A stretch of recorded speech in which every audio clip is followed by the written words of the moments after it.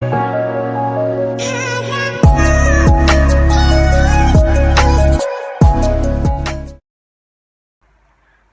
ini saya buat untuk memenuhi tugas ujian tengah semester mata kuliah Pendidikan Pancasila dan Kewarganegaraan dengan tujuan peningkatan kualitas hidup masyarakat.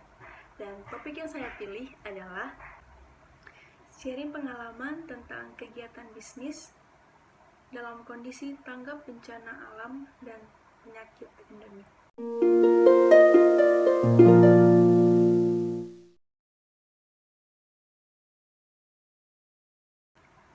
Virus corona saat ini menjadi masalah utama bagi dunia, khususnya bagi Indonesia. Dan dampak dari virus corona ini adalah melemahnya perekonomian dunia. Virus corona menyebabkan perekonomian dunia jalan di tempat atau tidak maju. Tapi, ada sisi positif atau sisi lain yang bisa kita dapat dari terjadinya wabah virus corona ini, yaitu ada 3 peluang bisnis yang kita boleh dapat. Yang pertama adalah peluang bisnis dalam penjualan masker, karena virus corona ini adalah virus yang menular melalui udara, bersentuhan langsung atau kontak fisik langsung, sehingga masyarakat harus sering menggunakan masker, sehingga untuk perusahaan-perusahaan atau para kelompok orang yang mempunyai usaha dalam bidang masker ini, mereka memiliki peluang usaha yang cukup besar. Dan yang kedua adalah hand sanitizer. Hand sanitizer ini juga salah satunya sangat diperlukan dalam saat ini atau dalam menanggapi wabah saat ini. Dan yang ketiga adalah penjualan atau peluang bisnis dalam penjualan rempah-rempah.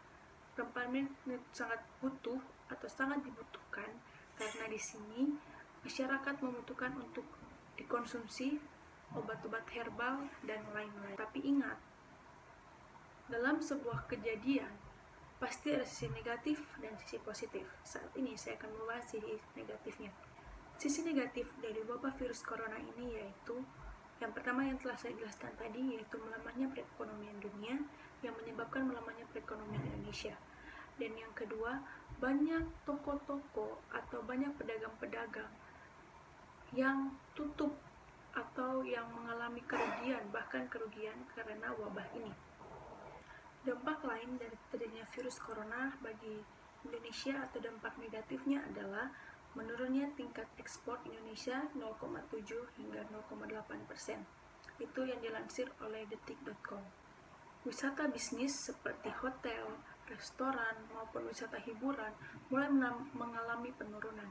Dan dampak yang terakhir adalah mengurangi nilai konsumsi masyarakat.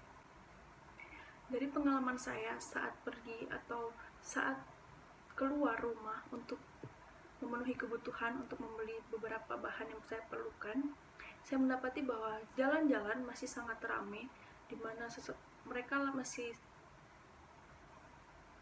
melakukan kegiatan, yaitu kegiatan yang jual beli, mereka melakukan kegiatan pengantaran, mereka masih bekerja seperti pekerja lepas, Grab, Gojek, mereka itu masih bekerja.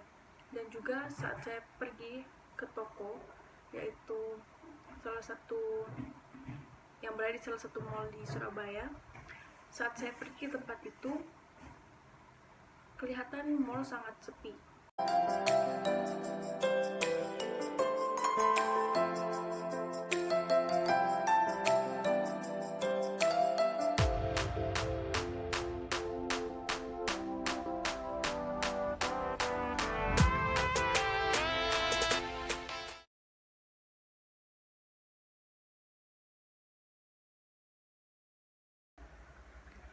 Jadi, jika kita lihat dengan situasi yang terjadi saat ini, bukannya terjadi sebuah kualitas atau peningkatan kualitas penduduk masyarakat, tetapi terjadi penurunan tingkat kualitas hidup masyarakat karena terjadinya wabah ini. Dengan pemerintah saat ini menjalankan sebuah social distancing atau pembatasan sosial, membuat masyarakat menengah ke bawah susah untuk menjalani kehidupan mereka.